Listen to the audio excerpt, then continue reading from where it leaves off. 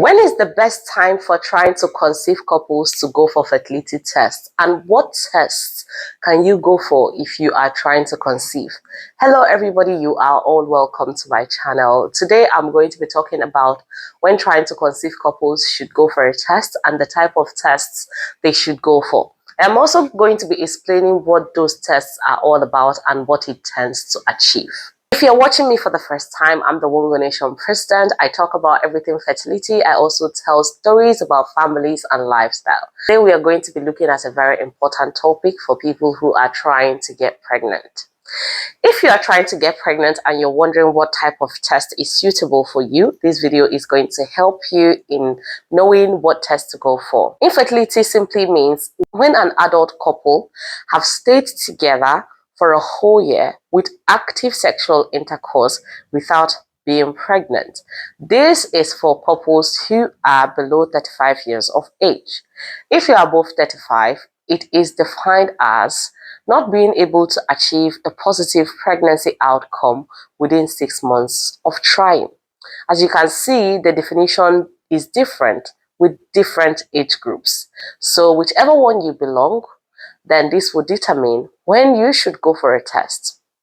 For those that are below 35 years of age, it is expected that you should try for a whole year, staying together in the same environment, then not achieving a positive test within that 1 year. For those who are above 35, it is expected that you have tried at least 6 months. And if you don't achieve a positive pregnancy test within the 6 months of trial, then it is time for you to go ahead and see a doctor. But there are some exceptions to this. Couples who have known challenges, for example, those who have had fertility challenges before, or those who have a known health condition, for example, polycystic ovarian syndrome, a previous surgery done, then you might not need to wait this long. Also, if you are noticing issues with your reproductive system, you don't have to wait this length of time before you see a doctor to know if something is wrong with your reproductive system or stopping you from getting pregnant. For you as a lady, you don't have a regular cycle, so your cycle is all over the place, it is very irregular, or you are having certain signs and symptoms like heavy periods, painful periods, you don't have to wait until it is 1 year gone before you see a doctor. Also for men, you start having certain challenges in your fertility.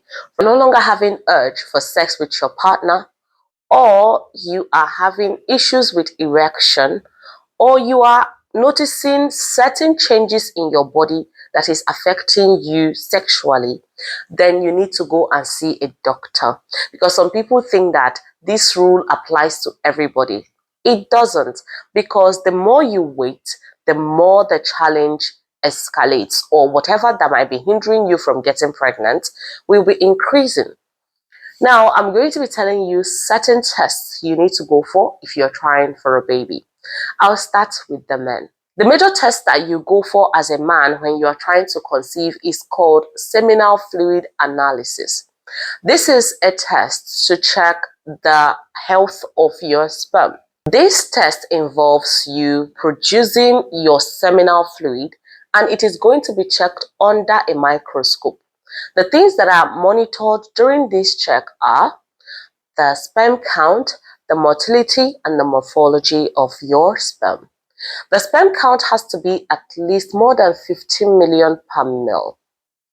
Secondly, the motility of your sperm should be at least above 30%, and the morphology should be more than 4%. Other things that are checked are agglutination, the pH, and the volume of the swimmer you are producing. Other things that might be checked during your seminal fluid analysis is possibility of you having infections. When your sperm result is out, your healthcare provider or your fertility specialist will explain your result to you and tell you whether it is in any way affecting your chance to conceive. There are other tests that you can go for just in case they see something wrong with the sperm. For example, your doctor might want to check your hormone, where you go for hormonal profile to check whether your hormones are at a good place. Some of the hormones that you might be asked to check are things like your prolactin level, your testosterone level, estrogen, follicle stimulating hormone, and luteinizing hormone. The testosterone is expected to be at a very good level for you to produce quality sperm. Some men can have high prolactin or even an increase in estrogen levels, hence affecting their fertility. So depending on what is seen on your hormonal profile test result, your doctor will advise you accordingly. Another test you can go for as a man who is going through fertility challenges is scrotal scan. This is an ultrasound of your scrotal sac.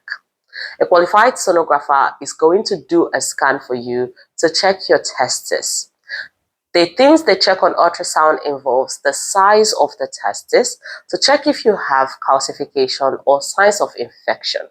Other things that can be seen on ultrasound are things like varicose vein, something we call varicocele. This can affect your sperm production because the blood supply to your testes is usually reduced if you have varicose vein. For the ladies, these are the tests that you can be expected to go for if you're trying for a baby. Number one is ultrasound. A pelvic ultrasound might be requested by your doctor. There are two different types. We have the abdominal ultrasound and the transvaginal ultrasound. Abdominal ultrasound involves scanning you from your tummy.